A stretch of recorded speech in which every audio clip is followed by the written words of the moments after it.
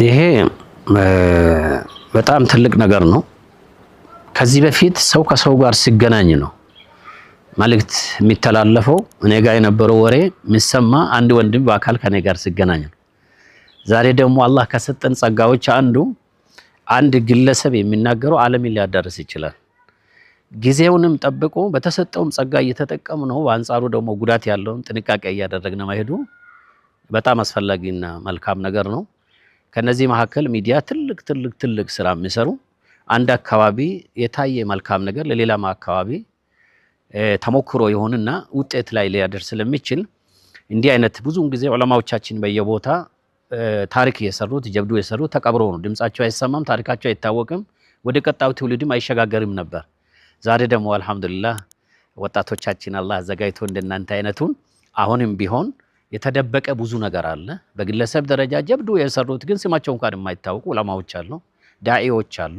የተሰሩ ጀብዱ ስራዎችም ደግሞ ያልተገለጸ ሌላ ሰምቶ ያንን ታሪክ እንዲከተል። ታሪክ ብዙውን ጊዜ ለሰው ልጅ ሁለት ታሪክ ነው። ጥሩ ታሪክ አለ፣ መጥፎ ታሪክ አለ። ጥሩ ታሪክ ስንሰማ የነሱን አርአያ ተከተልን እነሱ ሰርተን ተጠቃሚ እንሆናለን። መጥፎ ታሪክ ስንሰማ ደግሞ ያንን መጥፎ ሰርቶ መጥፎ እድል ያጋጠማቸውን ሰዎች ስናውቅ እንርቃለን። ይሄንን የሚያስተላልፈው መድረክ ደግሞ ሚዲያ ነው። ስለዚህ ይሄ ቆንጆ ነገር ነው፣ ጥሩ ነገር ነው። ቀጥሉበት። በጣም አስፈላጊና ወሳኝ ነው ይመለው።